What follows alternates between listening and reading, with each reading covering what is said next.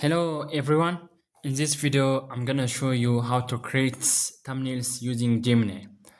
Let us get started. First, open Gemini AI on your device and make sure you are logged in with your Google account. Once you are inside, go to the charts or image generation section, depending on your version of Gemini. Now here, the key step.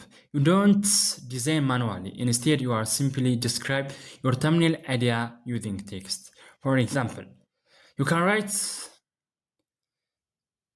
create high click YouTube thumbnail for a video about AI tool. Gemini will then generate a thumbnail concept or image based on your prompts. You can also upload your own photo and ask Gemini to turn it into professional thumbnail by adding effects, background, and text. In just few seconds, you will get a clean, attention-grabbing thumbnail that looks like it was made by a designer. And that is it, how you can make thumbnail using Gemini.